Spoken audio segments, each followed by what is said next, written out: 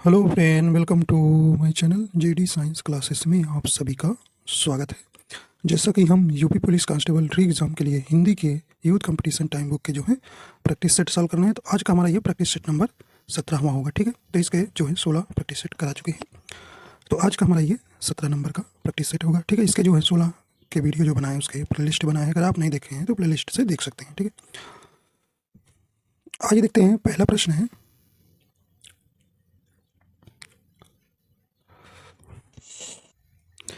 करें कि नवोढ़ा का संधि विच्छेद है। यहाँ पे आपको बताना है। सही ऑप्शन आपका यहाँ हो जाएगा, सही ऑप्शन कौन सा हो जाएगा? ऑप्शन नंबर सी हो जाएगा। 9 प्लस ऊढ़ा जो है नवोढ़ा हो जाएगा। सही ऑप्शन ऑप्शन नंबर सी यहाँ पर सही हो जाएगा। देखिए, इसमें जो है यदि छोटा आ या बड़ा आ, छोटा आ या बड़ा आ के बाद छोटी ई या बड़ी ई, छोटा ऊ या बड़ा ऊ और री आए तो दोनों मिलकर क्या हो जाते हैं भाई? ए ओ आर हो जाते हैं। ठीक है, ये ध्यान रखिएगा, ए ओ आर हो जाता है। ठीक, तो यहाँ पे ये नियम है। ठीक है, तो यदि छोटा या बड़ा के बाद छोटी या बड़ी, छोटा ऊ या बड़ा ऊ और री आए तो दोनों मिलकर क्या हो जाते हैं? ए ओ और आर हो जाते हैं। ठीक है, तो इस प्रकार आपका यहाँ जो है, देखिए, छोटा आ और बड़ा ऊ मिलकर क्या हो रहा है? भी ओ हो रहा है। ठीक है, यहाँ पे ओ हो रहा है। 9 प्लस ओढ़ा नवोढ़ा, तो यहाँ पे सही ऑप्शन सी नंबर सही हो जाएगा। इसमें जो है कौन सी संधि है? यहाँ पे गुण स्वर संधि है। ठीक है, गुण स्वर संधि है। ठीक है, तो आइए देखते हैं अगला प्रश्न है।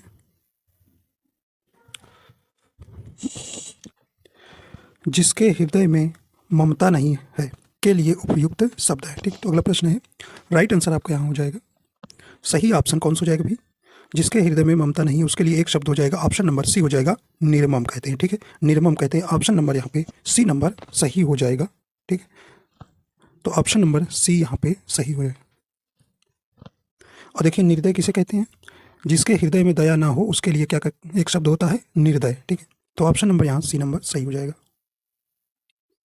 अगला है, कहने कि अणु का अर्थ है स्पेस होता है, परंतु अणु का अर्थ कण होता है। ये समरूपी भिन्नार्थक शब्द है। तो यहाँ पे सही ऑप्शन हो जाएगा,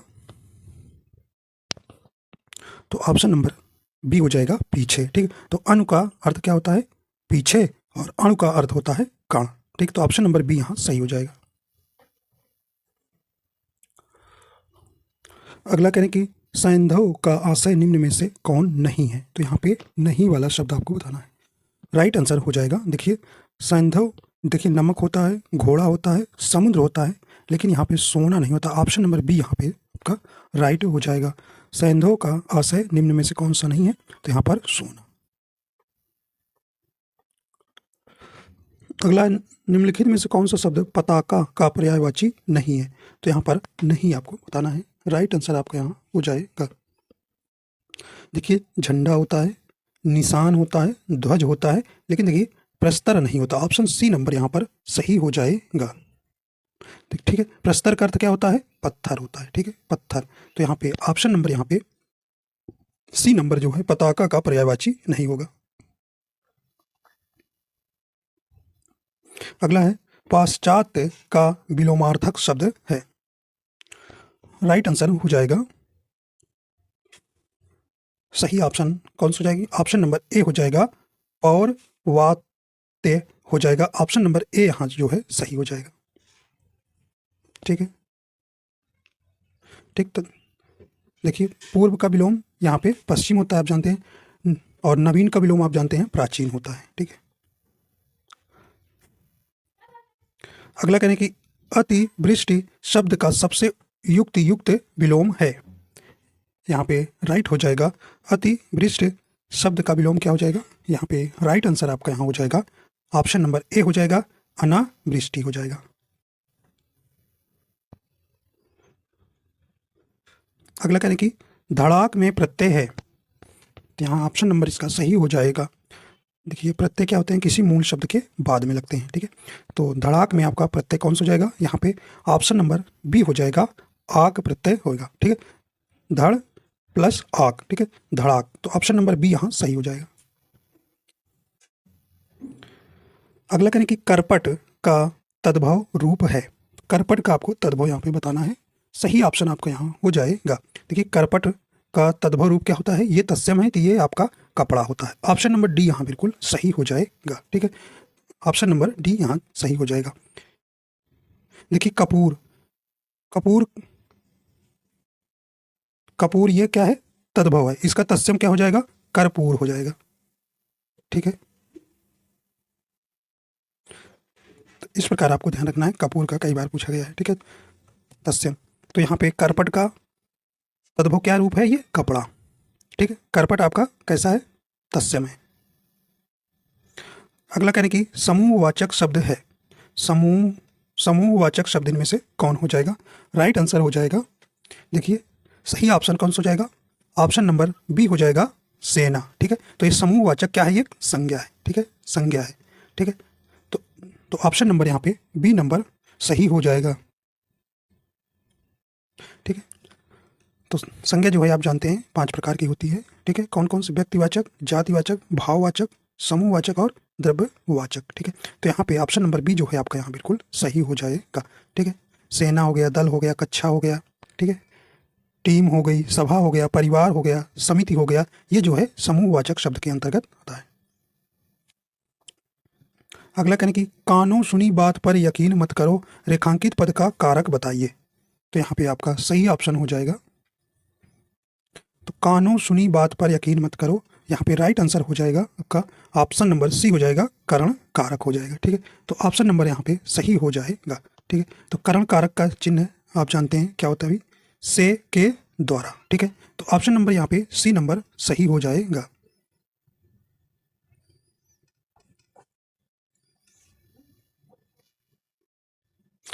कहते जिसका जन्म कन्या के गर्भ से हुआ हो उसे क्या कहते हैं, सही ऑप्शन हो जाएगा। तो यहाँ पे राइट आंसर हो जाएगा, ऑप्शन नंबर बी हो जाएगा, कानीन कहते हैं। तो जिसका जन्म कन्या के गर्भ से हुआ हो उसे कानीन कहते हैं।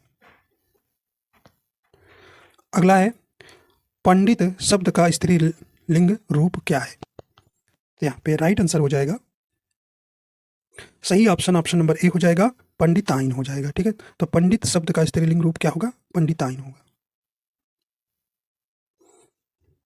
अगला कहने की कभी कभी एक, आपको खाली स्थान पर भरना है, क्रिया विशेषण है। तो कभी कभी में आपको बताना है इसमें कौन सी क्रिया विशेषण है। तो क्रिया विशेषण जो है आपकी जानते हैं कितनी होती है, 4 प्रकार की होती है, परिमाणवाचक, रीतिवाचक, स्थानवाचक और कालवाचक। तो ये आपको यहाँ पर बताना है, सही ऑप्शन आपका यहाँ हो जाएगा।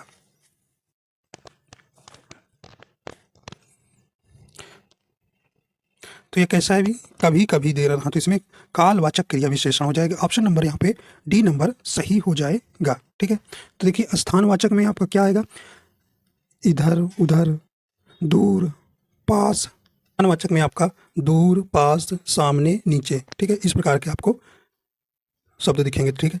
और परिमाणवाचक में जानते हैं हम कितना, अधिक, थोड़ा, कुछ, काफ़ी, इतना, उतना, ठीक है। और रीतिवाचक में आपका कैसे होगा, धीरे धीरे बहुत आता है, धीरे धीरे चलो। तो इसमें पूछेगा कौन सा क्रिया विशेषण है, तो ये आप धीरे धीरे में रीतिवाचक क्रिया विशेषण, ठीक ठीक, ऐसे वैसे, ठीक है। तो ये आपको शब्द ध्यान देना है, ठीक है। और कालवाचक में आप जानते हैं कब, प्रतिदिन, निरंतर, आजकल, अभी, शीघ्र, ठीक है। तो कहते हैं प्रतिदिन हमें पढ़ना चाहिए। पूछेगा कि इसमें कौन सा क्रिया विशेषण का प्रयोग हुआ है, तो इसमें आपको कालवाचक क्रिया विशेषण का प्रयोग हुआ है, ठीक है, प्रतिदिन में। आइए देखते हैं अगला है, यानी कि रचना की दृष्टि से क्रिया के भेद हैं। तो यहाँ आपको बताना है रचना की दृष्टि से क्रिया के भेद हैं। सही ऑप्शन हो जाएगा, ऑप्शन नंबर बी हो जाएगा 2, ठीक है। तो रचना की दृष्टि से क्रिया के भेद कितने हैं, 2। कौन कौन से, एक सकर्मक क्रिया होती है और दूसरा क्या होता है, अकर्मक क्रिया, ठीक है। तो ये याद रखिएगा, सकर्मक क्रिया और अकर्मक क्रिया, ठीक है। ये 2 प्रकार की होती है, ठीक है। रचना की दृष्टि से क्रिया कितने प्रकार की होती है, 2 प्रकार की होती है, ठीक है। देखिए सकर्मक क्रिया किसे कहते हैं, जिसमें जो है कर्म हो, जिसके साथ कर्म की या संभावना हो, ठीक है। तो वहाँ पर क्या होती है, मतलब कर्म भी हो, कर्ता भी हो और क्रिया भी हो, ठीक है, वहाँ पे सकर्मक होगा। अकर्मक में क्या होगा, वहाँ पर कर्ता और क्रिया हो, वहाँ पर अकर्मक क्रिया होती है, ठीक। जैसे श्याम सोता है तो यह है किसका उदाहरण है, ये अकर्मक क्रिया है, क्रिया का है।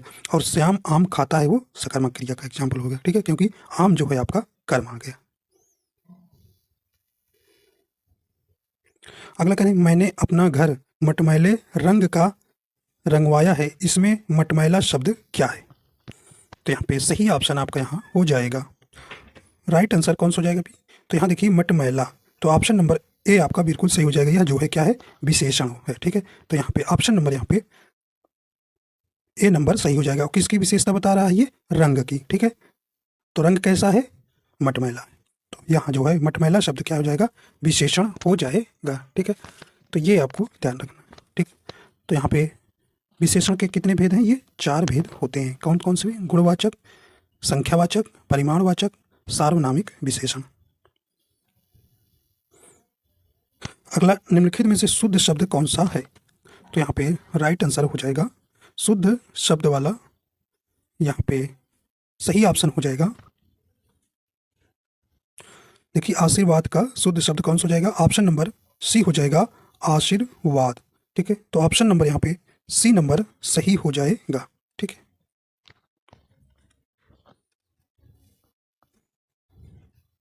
अगला कहने की उद्यान का शुद्ध वर्ण विच्छेद है, यहाँ पे उद्यान का शुद्ध वर्ण विच्छेद हो जाएगा। यहाँ पे सही ऑप्शन हो जाएगा कौन सा भी, तो ऑप्शन नंबर यहाँ पे सही हो जाएगा। देखिए ऑप्शन सी बिल्कुल सही हो जाएगा, उ दा हलंत प्लस या फिर बड़ा की मात्रा लगा है, ठीक, तो आ जाएगा ना में देखिए हलंत आ जाएगा और आ जो है आपका निकल जाएगा, तो हलंत ना में लग, तो ऑप्शन नंबर सी आपका बिल्कुल यहाँ ऑप्शन सही हो जाएगा।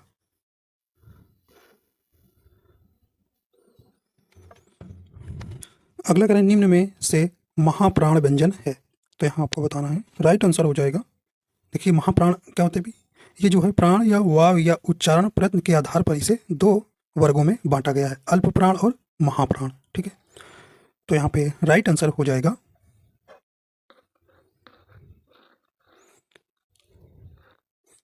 ठीक। तो ऑप्शन नंबर यहाँ सी नंबर सही हो जाएगा, घा, ठीक है। तो निम्न में से महाप्राण व्यंजन कौन है, घा हो जाएगा, ऑप्शन नंबर सी यहाँ पे सही हो जाएगा। देखिए महाप्राण के अंतर्गत कहना कौन होता है, दूसरा चौथा, ठीक है, दूसरा चौथा व्यंजन और ऊस में व्यंजन कौन आता है, ऊस में व्यंजन स स साधारण स और हा, ठीक है, ये आपको ध्यान रखना है। तो प्रत्येक वर्ग का दूसरा और चौथा किसके अंतर्गत आता है, महाप्राण के अंतर्गत आता है, ठीक है। तो ऑप्शन नंबर यहाँ पे सी नंबर सही हो जाएगा।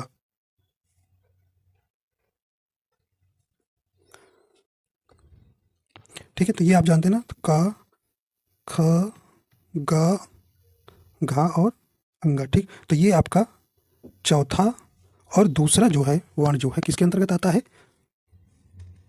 महाप्राण के अंतर्गत आता है, ठीक। तो अल्प प्राण के अंतर्गत कौन आएगा, अल्प प्राण के अंतर्गत ये जो है पहला, तीसरा और पांचवा और अंतस्थ व्यंजन या रा ला वा, ठीक है।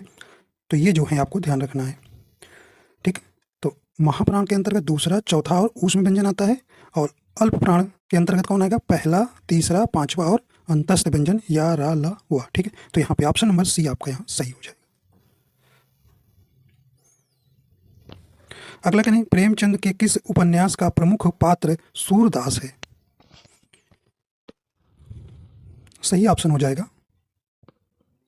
तो ऑप्शन नंबर यहाँ पे सही हो जाएगा, डी नंबर, रंगभूमि, ठीक है। तो प्रेमचंद के किस उपन्यास का प्रमुख पात्र सूरदास है, यहाँ पर रंगभूमि, तो ऑप्शन नंबर डी आपका यहाँ सही हो जाएगा, ठीक। तो ये जो है कर्मभूमि, गबन, गोदान, ठीक है, निर्मला, कायाकल्प, कफन, पूस की रात, पंच परमेश्वर, दो बैलों की कथा, बड़े घर की बेटी, बूढ़ी काकी, ये जो है इनकी कुछ रचनाएं हैं प्रेमचंद की, ठीक। प्रेमचंद का जन्म कब हुआ था, 31 जुलाई 1880 को जो है लमही वाराणसी में हुआ था, ठीक है। और इनसे पूछा जाता है इनके अधूरा उपन्यास का नाम बताइए, तो ये मंगल सूत्र याद रखिएगा। और इसको पूरा किसने कराया था, तो इनके पुत्र अमृत राय ने किया था, ठीक है। तो ये इतना आपको ध्यान देना। और इनका जो है, और इनको किस नाम से जाना जाता है, धनपत राय के नाम से जाना जाता है। ये गद्यांश है, ये आप करिएगा, ठीक है।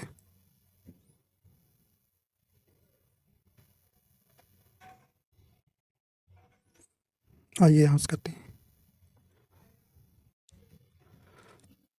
अरे एक आंख ना भाना, सही अर्थ हो जाएगा, राइट आंसर हो जाएगा आपका। एक आंख ना भाना का अर्थ क्या हो जाएगा, ऑप्शन नंबर डी हो जाएगा, बिल्कुल अच्छा ना लगना। अगला करेंगे, देखिए करेंगे, बीती विभावरी जागरी, अंबर पनघट में डूबो रही, तारा घट ऊषा नागरी। उपर्युक्त पंक्ति में कौन सा अलंकार है, तो यहाँ पे बताना है। राइट आंसर आपका यहाँ हो जाएगा। तो यहाँ इसमें कौन सा अलंकार है, राइट आंसर हो जाएगा ऑप्शन नंबर सी हो जाएगा, इसमें रूपक अलंकार है, ठीक है। तो यहाँ पे ये पंक्ति में क्या है भी, रूपक अलंकार है। यहाँ जो है अंबर जो है क्या है, अंबर जो है आपका उपमेय पर, पनघट उपमान का, तारा उपमेय पर, घट उपमान का, तथा ऊषा जो है उपमेय पर, नागरी उपमान का आभेद क्या है, आरोप है। तो यहाँ पे इस प्रकार जो है रूपक अलंकार हो जाएगा, ठीक। तो रूपक अलंकार आप जानते हैं, जहाँ पर उपमेय और उपमान में कोई अंतर न दिखाई दे, वहाँ जो है कौन सा अलंकार होता है, रूपक अलंकार होता है। और जहाँ उपमेय ही उपमान क्या कर लिया जाता है, मान लिया जाता है। तो यहाँ यही हुआ है, ठीक है। तो ऑप्शन नंबर सी आपका यहाँ बिल्कुल सही हो जाएगा, ठीक है। देखिए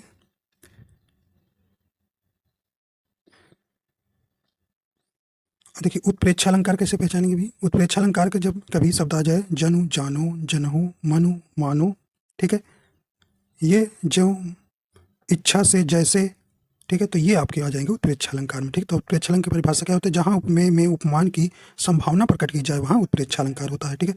ये यमक अलंकार आप जानते हैं, जहाँ एक ही शब्द कई बार आए और उनका अर्थ अलग अलग हो, वहाँ पर यमक अलंकार होता है, ठीक है।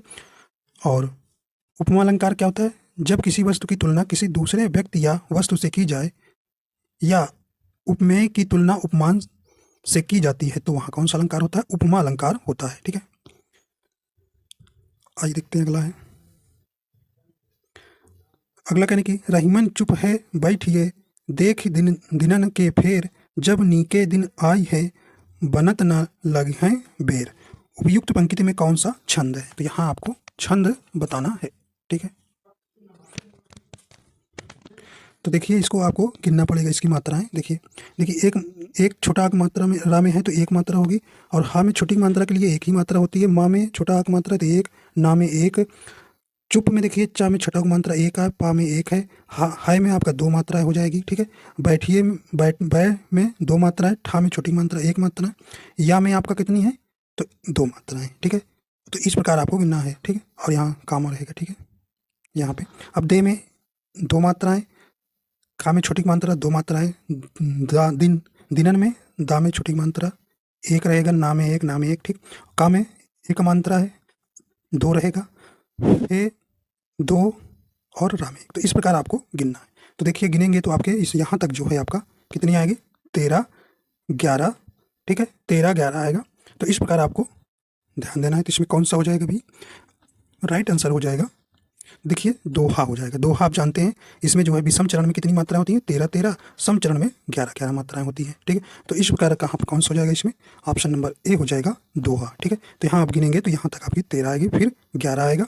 तो इसी प्रकार जब का गिनेंगे तो यहाँ पे राइट आंसर हो जाएगा। हमको दो लाइन आपको सिर्फ गिन लेना है, उसी में आपको पता चल जाएगा कि कौन सा इसमें छंद है, ठीक ठीक है। तो सोराठा जो होता है क्या होता है, ये जो है दोहा का उल्टा होता है, ठीक है। इसमें जो है क्या होता है, यहाँ पे सम चरण में 11 11 होती हैं, और ठीक है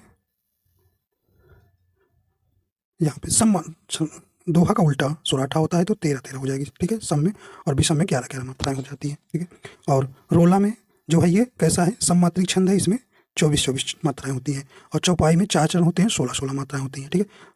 तो ये आपको ध्यान रखना है, ठीक। दोहा सोराठा कैसा है, ये अर्ध सममात्रिक छंद है, और रोला चौपाई जो है सममात्रिक छंद के अंतर्गत आता है। अगला करें कि हमारा समाज उन्नति के पथ में है, इस वाक्य में किस प्रकार की अशुद्धि है। राइट आंसर हो जाएगा। देखिए इसमें जो है यहाँ पे अशुद्धि है तो कारक संबंधी अशुद्धि है, ठीक है। तो यहाँ पे ऑप्शन नंबर इसका कौन सा हो जाएगा, बी नंबर राइट हो जाएगा, कारक संबंधी अशुद्धि है। तो यहाँ इसका सही अर्थ हो जाएगा हमारा समाज उन्नति के पथ पर है। उन्नति के यहाँ में नहीं रहेगा, पर रहेगा, ठीक है, पथ पर है। तो यहाँ पे सही शब्द हो जाएगा हमारा समाज उन्नति के पथ पर है होगा, ना कि में है, गलत है, ठीक। तो कारक संबंधी अशुद्धि है, ठीक, ऑप्शन बी सही हो जाएगा। अगला करें पथ भ्रष्ट में कौन सा समास है, सही ऑप्शन हो जाएगा। देखिए इसका समास वगैरह करेंगे तो पथ से भ्रष्ट हो जाएगा, तो यहाँ अपादान कारक हो जाएगा। तो इसमें देखिए कौन सा हो जाएगा, ऑप्शन नंबर यहाँ पे सी नंबर सही हो जाएगा, इसमें तत्पुरुष समास है, ठीक है। तो ऑप्शन नंबर यहाँ पे कौन सा हो जाएगा, सी नंबर सही हो जाएगा। इसमें जो है कैसा शब्द है ये, तत्पुरुष समास। तो तत्पुरुष समास क्या होता है, जिस समास का अंतिम पद प्रधान हो उसे तत्पुरुष समास कहते हैं, ठीक है। तो ऑप्शन नंबर सी सही हो जाएगा, ठीक।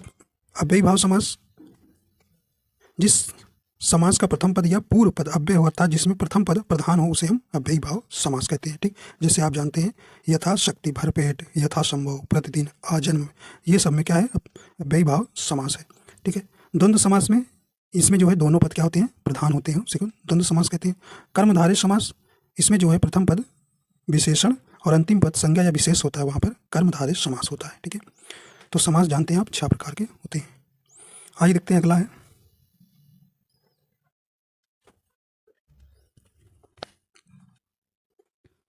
अगला कहने किस वाक्य में प्रश्न चिन्ह अपेक्षित है। तो इस किस में जो है इसमें प्रश्न चिन्ह आएगा, ठीक है, इसमें बताना है।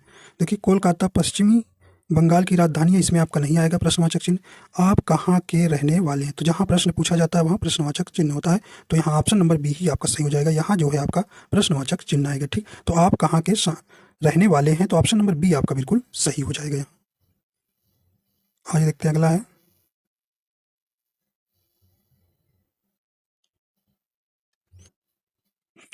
करें हथियार डाल देना मुहावरे का सही अर्थ बताइए। यहाँ पे राइट आंसर हो जाएगा ऑप्शन नंबर डी हो जाएगा, हार मान लेना, ठीक है। अगला प्रश्न है करें कि इनमें से कौन सा जोड़ा सही है, तो इसमें आपको बताना है कौन सा जोड़ा इसमें सही है। राइट आंसर हो जाएगा, तो देखिए प्री प्रवास हरि औध, तो ये आपका बिल्कुल सही सुमेलित है, तो सही वाला बताना है, तो ऑप्शन ए नंबर आपका बिल्कुल सही हो जाएगा, ठीक है।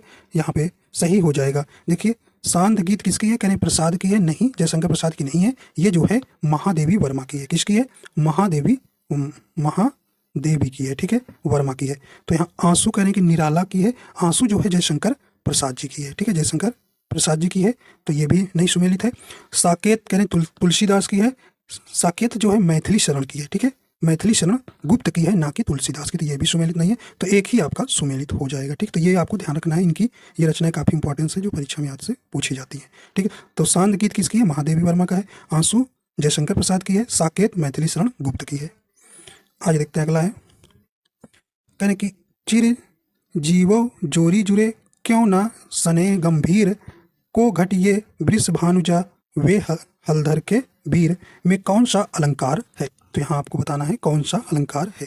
राइट आंसर हो जाएगा, देखिए यहाँ पे कौन सा अलंकार हो जाएगा, ऑप्शन नंबर सी हो जाएगा, यहाँ पर श्लेष अलंकार है, ठीक है, यहाँ पर श्लेष अलंकार है, ठीक है। देखिए वृष भानुजा से जो है वृष भानु की बेटी राधा और वृषभ की बहन गाय का, ठीक है, और हलधर के वीर से कृष्ण बलदेव के भाई और साण बैल के भाई का अर्थ निकलता है, इस जिस कारण से यहाँ श्लेष अलंकार हो जाएगा, ठीक है।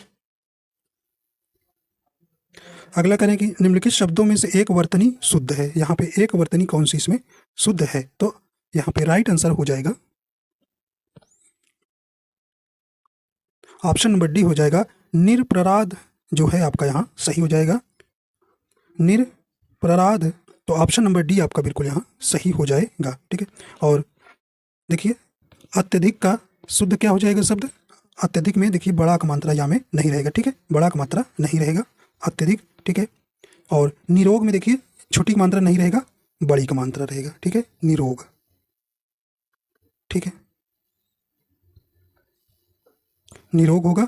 और अभ्यांतरिक में बड़ा का मात्रा नहीं रहेगा, ठीक है, यहाँ पे हट जाएगा और सही हो जाएगा, ठीक है। तो या में बड़ा का मात्रा नहीं रहेगा, ठीक है, या में अभ्यांतरिक में बड़ा मात्रा नहीं रहेगा, अत्यधिक में या में बड़ा मात्रा नहीं रहेगा, ठीक है। तो ये शुद्ध हो जाएगा।